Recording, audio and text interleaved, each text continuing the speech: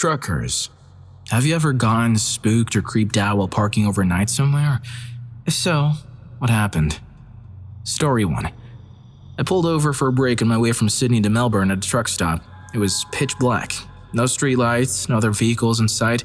I turned off my lights, shut down the truck, drew the curtains, secured the truck from both sides, and hopped into bed.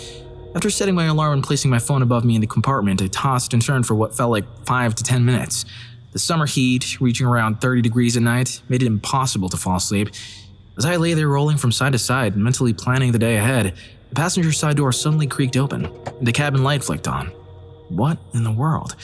Now my truck was relatively new and in perfect condition, ruling out any door malfunction. I sat frozen, expecting someone to approach and find me there with a sturdy rod we used for tightening belts, but there was no one. No sound, just an eerie, unsettling silence. I grabbed my flashlight, jumped down and circled the truck. There were no other vehicles in sight, only my fully loaded B-double. After being rattled for what felt like another 5 to 10 minutes, I secured everything and returned to bed. The next morning, as I yawned and straightened up the bed, I opened the curtains. There it was, a cemetery right next to where I had parked. Any traces of hunger and laziness vanished in that realization. I grabbed the keys, didn't bother with the shoes or pants, fired up the truck, and got out of there as fast as I could. Who was the uninvited visitor here? Was it the driver who dared to disturb the grave, or was it the restless spirit seeking solace in his truck? Well, that's for you to decide. Story 2. I have 2 stories that might not win awards, but definitely made for creepy overnight parking. I was fairly new to the business and had parked at a stop in Texas while traveling from one place to another in August. Everything seemed normal. I was amidst a lot with about 70 other trucks. 6 hours later, I jerked awake to the truck shaking violently. Surrounded by deafening noise and a psychedelic light show coming from all directions, it turned out to be a severe thunderstorm, completely catching me off guard. Being in a truck during a storm felt more like being in a tent than a sturdy house. Despite growing up with severe weather, I lay there in the chaos thinking, I don't even know where to seek safety right now. I'm not sure if this is severe, regular, or tornado. The next morning, I was utterly exhausted. In another incident, I parked for the night somewhere in southwest Michigan on my way to Grand Rapids. Again, it was a bustling truck stop packed with vehicles. I shut down and headed to bed. Upon waking up, I noticed one of the cabin lights was on. Initially, I thought, fell asleep with the lights on again, genius. But then I froze. That specific light only turns on if deliberately activated, which I hadn't done, or if the door is open. Just then, I felt a subtle roll of the cab, a sure sign someone was climbing in. I wish I could claim I did some heroic Rambo stuff, but I couldn't. I yelled. I can usually make myself heard even in the loudest environments, and in this dead silent night, I bellowed, "Get out!" Loud enough to startle an entire legion of Gerasene pigs. There was frenzied scrambling, more rocking of the truck, then a very small woman's voice, "I'm sorry, I got the wrong truck." For a moment, I was speechless until I managed, "Are you okay?" "Yeah, just get the hell out of here." Story 3. I've got a trucker story from my extended family, a tale my uncle used to recount, and it always gave us the chills. Among his many stories, there was one he emphasized. Even to a child like me, the moral was crystal clear. Never stay alone in the desert at night. I once drove to Chile on a contract and the journey there was fine. I later made the trip myself and it's stunning. Usually after wrapping up, he'd splurge a bit on drinks, but this time due to a family event, he aimed to return home immediately. So instead of hitting a bar, he decided to catch some sleep in the Atacama Desert. Now, it's a desert, and he parked far from the road, miles away from the next village. As he slept, he was stirred awake by someone singing. Confused, he thought it was the radio, but it was off. The singing transformed into what sounded like a desperate scream for help. That's when he wanted to step out and assist, but was still bewildered. He started the engine, flicked on the lights, cracked the window, and shouted, asking what was wrong. There was nothing. But just as he decided to step out regardless, he noticed movement at the edge of the illuminated area. It resembled a woman, but her face was obscured in darkness. He panicked, sped away, and didn't stop until he was home. Whatever he witnessed or thought he saw, every time he recounted the story, his face turned pale. Even my grandmother mentioned how he, usually a cheerful guy, was deeply disturbed by whatever occurred in the Atacama Desert. Nothing sends an exhausted driver's heart pounding like a late-night serenade from the Banshee. This story got you spooked? Well, I hope you've got enough guts to stick around for story 6. The guy there learned that the living are far more terrifying than the dead. Story 4. I remember this one night, when I was driving from Salt Lake City, Utah, heading down to Albuquerque, New Mexico. It was late, past midnight, and exhaustion crept in as I neared southern Utah, right around the Arizona border. I felt the fatigue hit hard, the kind that urged me to pull over and catch some sleep. Finding a quiet spot became crucial. somewhere off the beaten path, away from headlights and the constant threat of being roused by a patrolling officer.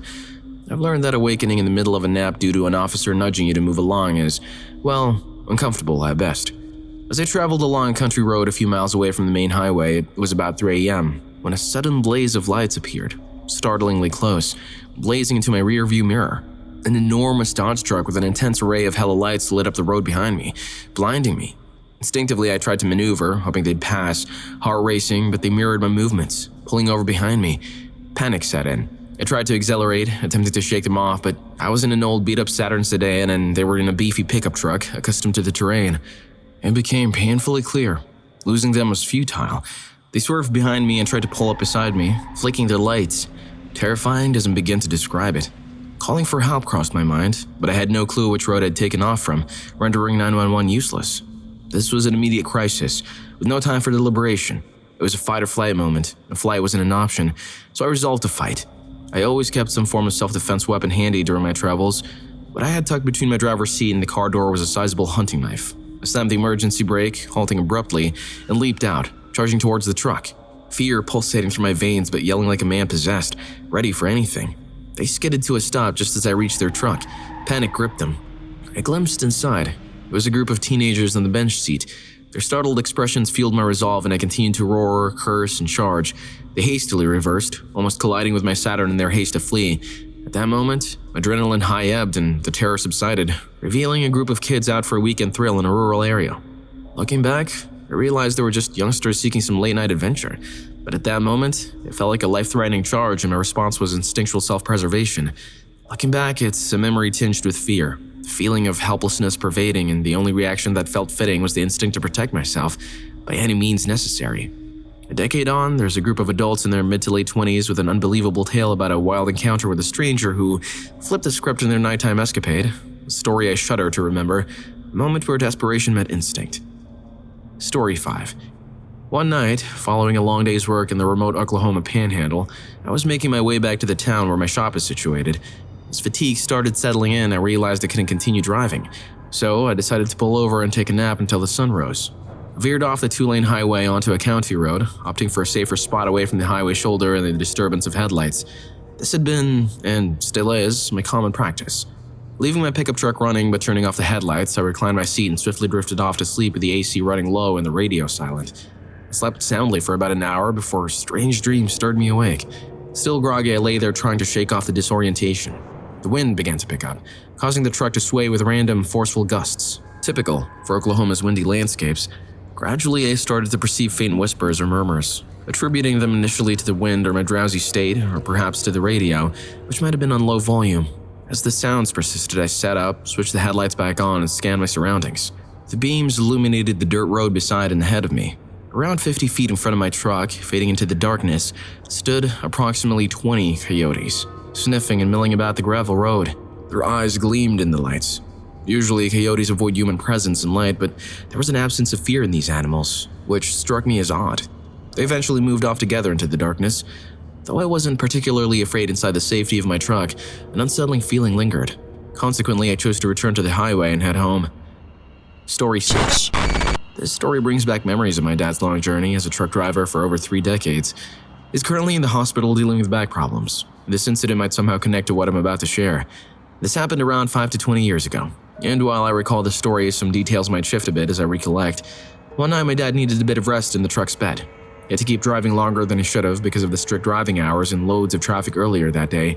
He heard these noises outside. It sounded like a raccoon poking around.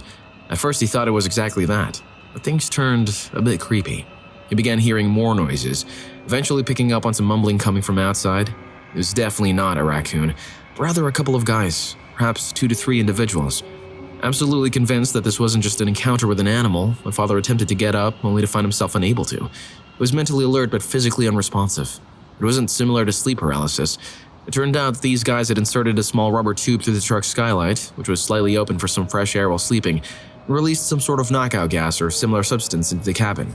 Barely conscious, he could only lie there and witness as 2 men entered the cabin, having tampered with the lock for a few more minutes. They ransacked everything they could get their hands on. Both company and personal phones, his wallet, and even his shoes. What I find most creepy, personally? One of the thieves conducted an extremely thorough search. He thoroughly patted my dad down, checking every pocket of his pants and shirt, even under his pillow, essentially anywhere someone might conceal something valuable. That, to me, would have been the most unnerving part of the whole thing. What surprised me most was how my dad talked about it later, almost like it was just a regular part of being a truck driver. He said these things happen more often than you'd think. He's got lots more scary tales from other drivers, but for now, I wanted to keep this one within the family circle. I'll share more stories some other time. This trucker knew all too well that those kinds of things were just part of the trade. Can you imagine holding your nerve like this man? I hope you can, for only the fearless can join me in the dark side. And since you like my stories, give this video a like and subscribe to my channel for more videos that'll keep you wide awake. Story 7. I've got an Aussie tale for you. A friend's dad, a trucker from Perth, shared the only story that truly gave me the chills. He and his mate were driving back to Perth in convoy through the night across the Nullarbor. Now, if you know Aboriginal legends, the Nullarbor is where ancestral spirits roam in its prime Yowie territory. They radioed each other, realizing they needed to rest and plan to sleep until dawn to continue their journey to Perth in the morning. Pulled over in the middle of this vast emptiness, secured everything, and settled in for the night. At the dead of the night, my friend's dad suddenly woke up with an overwhelming sensation of being not just watched, but intensely observed. Mind you, he wasn't one for superstitions. He was a straightforward countryman. But he had this deep-seated feeling that something out there wanted him gone. He quickly scrambled into the cab, tossed his keys in, and flicked on the lights. Right at that moment, in the middle of the night, his mate did the exact same thing. Both trucks roared to life, and without exchanging a word, they sped off down the highway. Later, his mate revealed feeling the same sense of impending danger and fear for his life that he would have taken off too. Story 8. My boyfriend, who does midnight runs as a truck driver, had a chilling experience recently. One night he planned to park by a truck stop, finding a seemingly desolated area. No lights, no cars. Despite the eerie vibe, tiredness compelled him to stop. Come morning, he discovered his truck parked on the roadside with 3 highway patrol vehicles trailing behind, approximately 15 miles from his initial stop. Strangely, he had spent the entire night in his camper. Puzzled, he couldn't explain how the truck had moved. His only guess was a potential attempted theft. The police seemed to support this theory, claiming they had seen a man in a black jumpsuit fleeing from his truck into a nearby field. Curiously, the doors were still locked from the inside, showing no signs of a break-in. Adding to the mystery, his keys, alongside his handgun in a secure metal box, were undisturbed. Further unsettling was the fact that the police administered a breathalyzer test, which revealed no alcohol in his system. Despite the man sighting and the truck's unusual movement, the officers failed to locate anyone in the open field devoid of buildings. They hadn't observed the truck in motion. Their arrival was prompted by a concerned woman's call. Unable to find any solid evidence or levy fines, they permitted my boyfriend to leave. The entire incident left everyone deeply unnerved, leaving behind an uncanny and unresolved mystery. Story 9. My dad, a trucker for years, once told me a spooky story from a way station. It used to be an old train station. One late night, he parked his truck and saw someone walking along the train tracks with a lantern. He called out to ask if the person was okay, but they ignored him and kept walking. The person had an old-fashioned lantern. My dad tried again, but the person never turned around. He went to the office to report the incident, thinking the person might be drunk. To his surprise, the person at the office pointed to a very old picture on the wall. It was a photo of a rail yard worker from over 70 years ago, and one of the figures looked like the man my dad saw. Others had seen the same figure and asked about it. It seemed the spirit of that old rail worker still lingered around the tracks. That rail yard worker wasn't done with his shift, even after all those years. Story 10. I reached out to my mom, curious if there were any scary stories from my great-grandfather's time as a trucker in the 60s. Surprisingly, she remembered a tale he'd shared, not directly related to overnight parking, but one that lingered as an experience that almost gave my great-grandfather a heart attack. He told a story about his drive through an isolated area, a small town with a handful of scattered residences. As he went down the road, a large cardboard box tumbled down a nearby hill, stopping right in the middle of his path. With no time to hit the brakes, he figured it was merely a harmless box that wouldn't cause any harm to his truck, so he continued driving. In those last seconds, a sudden instinct swelled within him, prompting him to do an abrupt swerve to avoid hitting the box. Glancing back in his rearview mirror, he was shocked to see 2 little kids coming out of the box and scrambling back up the hill. The realization of how close he came to potentially harming them left him horrified. Looking back on the mischievousness of children in a quiet town, willing to engage in such risky behavior for fun, it left him with a feeling of concern and disbelief. He was stunned at how close he came to harming them. I felt sick after hearing my mom tell that story. Story 11. This isn't my own story, but one that my middle school friend's stepdad, a seasoned truck driver, shared with us. He was a sturdy, no-nonsense kind of guy, always had that look as if nothing could shake him. However, there was this one incident that made him give up truck driving. He was on a lengthy journey from Texas heading towards Boise, Idaho. As he neared Boise after being awake for a full 24 hours, he couldn't have anticipated what awaited him. Somewhere outside Boise, it was late into the night, and he was driving at the permissible stop speed when out of nowhere, he saw someone sitting upright in the middle of the road. There was no time to react, no chance to hit the brakes, and even if he tried, it probably wouldn't have made any difference. Tragically, the person passed away instantly. Later, he learned that she was under the influence of illegal substances. Even if he wasn't exhausted, it's doubtful he would have spotted her on the road. The police investigation revealed that she had walked there, settled down, and eventually dozed off. The mystery remained. No one knew her identity or how she ended up so far out. This traumatic incident deeply affected him. It made him rethink his career choice, and the haunting image stayed with him, leading to his decision to leave truck driving behind. Story 12. I've had my fair share of trucking stories, but one that really stands out happened a while back in Indiana. I was stationed just outside Chicago, taking a mandatory 34-hour break, a regulation for truckers to regain their driving hours. Now here's the kicker. Right out of Chicago and Indiana is probably one of the last places you want to stop if you're a trucker. It's notorious for all sorts of trouble. Dope dealings, law lizards, a term for women in the street, theft, you name it. But I was left with no choice. I'd exhausted all my driving hours and I had to stop. That night was unsettling. I heard noises at the back of my truck, someone meddling around. For a full 2 hours, I sat tied inside my truck, listening to the commotion. The last thing I wanted was to confront someone and risk getting robbed, potentially at weapon point. I decided it was safer to wait until daylight to assess the situation. The following morning brought a grim discovery. Someone had tampered with my truck. A fifth wheel handle was pulled, a crucial part that, if I had driven, would have caused my trailer to detach unintentionally. Not just that, the glad hands, those essential lines connecting my truck to the trailer for braking, were completely missing. To add insult to injury, those intruders had also dismantled and taken my catwalk. It was a shocking scene, as if they had ransacked my truck like a pack of wild animals. Like what I've just said, fear the living more than the dead. People can be far more terrifying than any malicious spirit. Story 13. My brother was a truck driver in the 90s and early 2000s, and he shared this story with me recently. He was driving through Pennsylvania, heading back to New Jersey, and decided to pull over behind two other trailers on the side of the road.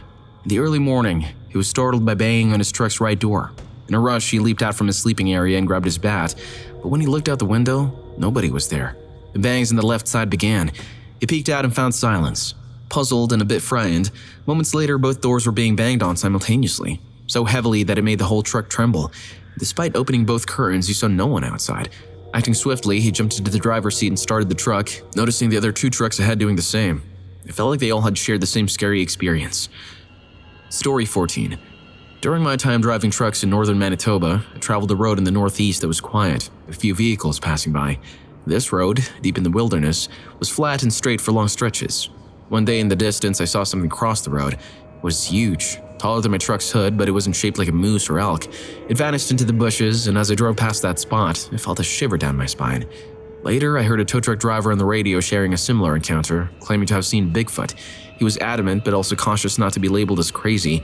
He described his sighting in detail, convinced of what he saw. Curious, I asked an indigenous person from a nearby community, and they mentioned that their elders often talked about these creatures as they did about other animals. What I saw that day wasn't like any bear, moose, deer, or elk I know. It's a mystery to me, but I'm certain it was something unusual. Story 15. My granddad was serving in the army as a truck driver in Korea after World War II. He shared with us his creepy experience. Every night, while driving down a supply road, a tree would repeatedly hit his truck's roof. Annoyed by it, he decided to stop the truck and climb up to trim the branches, causing the trouble. Using a torch in the dark night, he discovered something horrifying. It wasn't branches, but legs hanging from the tree. He found out the traders were there. He only drove that route at night, so he never saw it before. There's nothing quite like a little surprise to keep things interesting in a long drive. Looks like that's all for now. But if you want to keep watching, then check out What Experience Made You Believe in Ghosts? Story 2 might make some of you dread the night. See you there.